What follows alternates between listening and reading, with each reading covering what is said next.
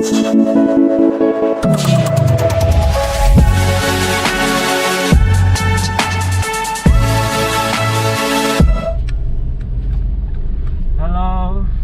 welcome back to 5 minutes Enlightenment. Dan masih bersama dengan saya Jevin dan Kang Helki di sini Ya, yang lagi nyetir. Guys, kita mau ngomongin soal hidup di tengah pandemi. Rasanya sulit sekali ya Kak ya. Tadi ya sangat sulit sih. kita ngobrol-ngobrol sepintas dengan beberapa orang, penjaga es krim lah, Ya, penjaga toko lah, pedagang, apalagi tadi banyak ya Kak ya. Ya. Tadi ya. Banyak yang sangat struggling dengan kondisi ini. Nggak ada lagi keuntungan sebenarnya, ya, tapi semua masuk dalam fase survival. survival. Jadi hanya survive saja hidupnya. Ya, Jadi memang di era pandemi ini kita sedang menemui satu kondisi yang sangat ya tidak mengenakan. tidak mengenakan, tidak mudah, dan semua orang berjuang gitu. Betul. Karena ekonomi lagi lemah, usaha perdagangan semua lagi shift dari offline ke online, Ya. dan itu butuh usaha, butuh penyesuaian, butuh belajar, dan semua orang lagi struggling. Ada pesan penguatan yang mungkin Kamelki mau kasih untuk kita semua? Ya, saya berpikir begini. Keadaan seperti ini, saya ingat apa yang dikatakan di dalam pengkhotbah ya, bahwa segala sesuatu tidak ada yang baru di dunia ini. Artinya keadaan ini pun ini adalah sesuatu yang ada, cuma wujudnya baru. Ya. Maka berhadapan dengan kondisi begini sebenarnya ini kan COVID ini adalah pekerjaan kayak pekerjaan setan yang kita tidak tahu ya. Benar gak sih? Kecil tapi kita nggak tahu kan. Setan, ya. Tapi mematikan.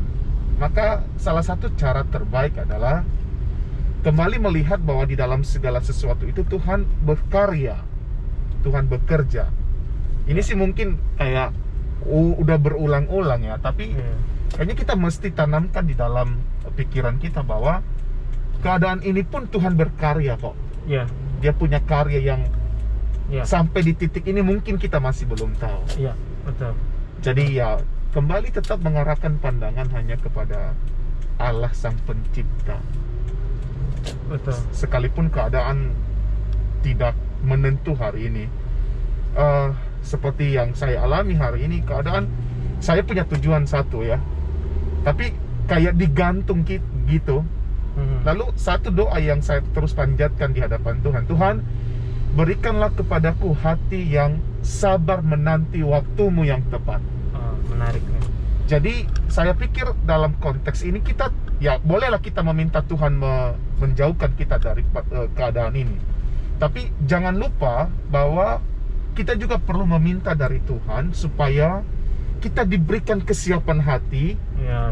berhadapan dengan keadaan ini. Benar. Karena tentunya kan ini tidak akan selesai dalam 1-2 jam ke depan kan. Ya. Maka yang dibutuhkan adalah kesiapan hati, menantikan kapan Tuhan akan menyelesaikan seluruh keadaan ini atau membereskan keadaan ini melalui tangan-tangan dokter dan para peneliti yang luar biasa. Ya, betul. Itu sih pesan gua, Jevin. Ya, benar-benar saya setuju sekali bahwa di dalam proses ini kita semua sama-sama berjuang. Maka itu harus bersatu memerangi pandemi ini. Sembari itu tetap ingat bahwa ada janji Tuhan bahwa Dia tidak pernah merancangkan rancangan kecelakaan. Setuju. Ya. Tapi semua ini ada maksud dan tujuan, yaitu rancangan damai sejahtera. Ya. Maka tetaplah tertuju kepada Tuhan. Dan satu lagi janji Tuhan adalah kalau burung di udara saja Dia beri makan, tumbuh-tumbuhan Dia dandani begitu cantiknya, apalagi anak manusia. Ya, yang Dia Ya. ciptakan seturut dengan Gambar dan rupanya. Tidak mungkin Dia tinggalkan, tidak mungkin Dia biarkan.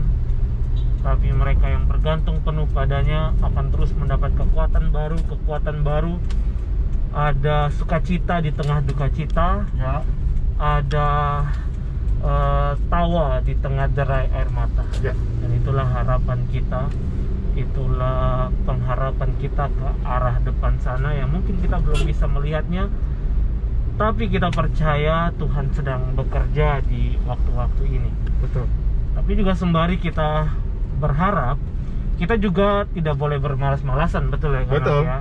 Betul. Kita jangan sampai hanya ya sudahlah, saya berserah saja sampai nanti waktu ini berubah. Bukan gitu, tapi kita juga harus safe juga dalam proses ini. Kita harus bergerak menyesuaikan diri juga dalam waktu-waktu ini supaya kita bisa tidak hanya tenggelam di dalam gelombang pandemi ini, tapi nanti kita bisa berselancar di atas gelombang pandemi ini.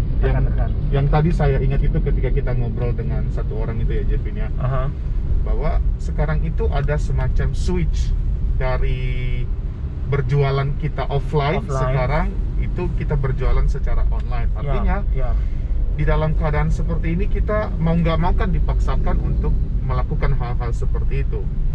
Maka kalau teman-teman atau kita semua bermalas-malasan tidak mau mencoba hal-hal yang baru seperti ini, ya kita akan tenggelam tentunya. Betul. Tapi kita harus ya jadi kreatif sih menurut saya dalam keadaan seperti ini ya. Be kreatif ya. Ya. Jadi jangan hanya terpatok pada cara-cara lama yang membuat kita tidak bisa adaptasi dengan realita hari ini. Ya perlu pikiran-pikiran kreatif, dan istilahnya gini, dalam keadaan seperti ini jangan pernah menyendiri tanpa kreativitas. Karena kalau menyendiri tanpa kreativitas, iblis punya lubang yang sangat besar untuk menjebak kita pada hal-hal yang menurut apa yang dia mau tentunya. Betul. Jadi pakailah waktu-waktu ini, karena waktu-waktu ini adalah jahat. Betul. Dan satu lagi rekan-rekan, menurut saya begini, kita ada di dalam satu situasi kita tuh butuh teman seperjuangan. Kita nggak bisa survive sendiri. Di masa ini kita butuh kawan, kita butuh teman, kita butuh berjuang bersama-sama. Maka mari kita jangan menutup diri terhadap orang sekalipun kita sedang PSBB. Tapi sebisa mungkin kita menjalin komunikasi dengan orang-orang yang baik, orang-orang yang care, supaya kita tetap bisa saling mendoakan, saling mendukung, dan tetap waras di dalam situasi ini, rekan-rekan. Jadi semoga Anda yang menonton ini dicerahkan, dan semoga kita sama-sama bisa memerangi kondisi ini ya. Setuju. Stay safe teman-teman. Stay safe and God bless you.